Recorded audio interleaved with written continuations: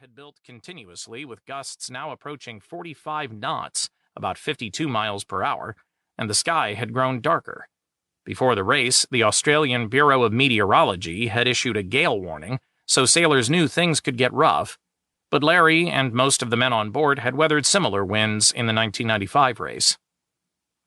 Sayonara was getting close to Bass Strait, the waters separating Australia from Tasmania, where the shallow sea bottom kicks up waves like surf and swells hit from all directions.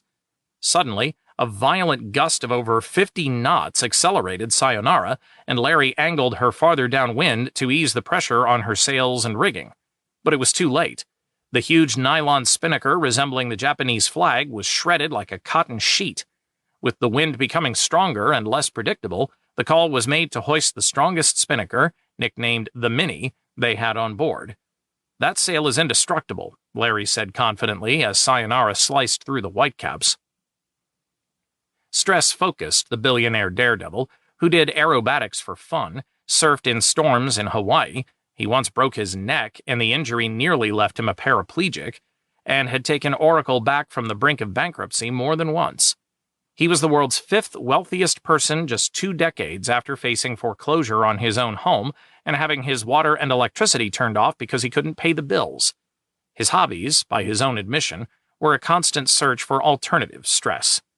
He had the same feeling now aboard Sayonara as when he'd landed his Italian Marchetti jet fighter on the 2,600-foot-long runway of the Bay Area's tiny San Carlos airport. It concentrated his mind, forcing him into the present, and landing a jet on such a short runway was something his friend Steve Jobs had told him couldn't be done.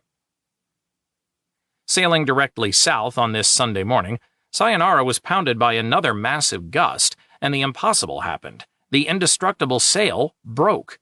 The bronze fitting, with heavy threads almost 2 feet deep in the carbon fiber, had been extruded out of the spinnaker pole, and the Mini was swinging through the air like loose laundry. Gripping the wheel, Larry wondered, what kind of force does that? Sayonara was now entering Bass Strait, 95 miles long and twice as wide and rough as the English Channel. Like the Bermuda Triangle, the Bass Strait had a mythical reputation. Nicknamed the Black Hole, it was a place where vessels were lost or shipwrecked, where boats were snapped like twigs. The gale-force winds abruptly dropped, and the wind direction slowly clocked around from behind Sayonara to directly in front of her. The storm seemed to vanish as the wind calmed to less than 10 knots. Butterworth and Larry, along with Sayonara's 34-year-old boat manager Bill Erklins, debated putting up the big heavy jib.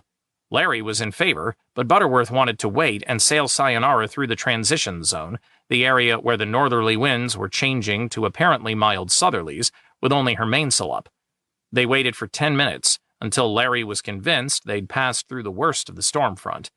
He made the call to hoist the jib, turned the wheel over to Butterworth, and headed to the navigation station at the back of the boat.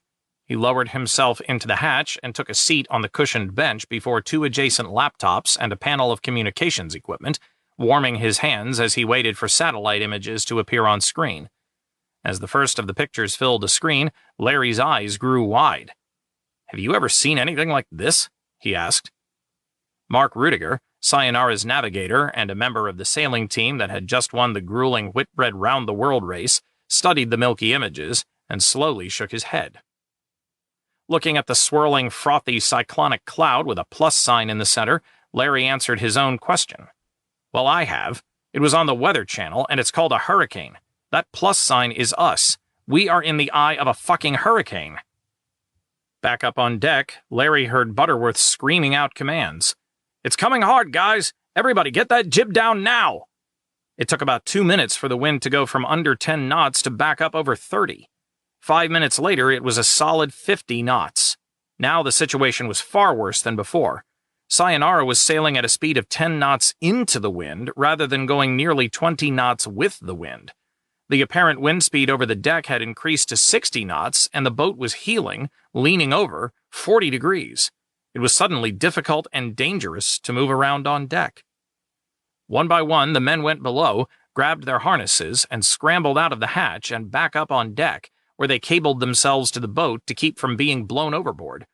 Moving around on deck involved unclipping one of the 2 Kevlar cables attached to the harness, then clipping onto a new location. To keep listening to this audiobook, I've left you a link in the description so you can do it, at no cost thanks to Audible's 30-day free trial.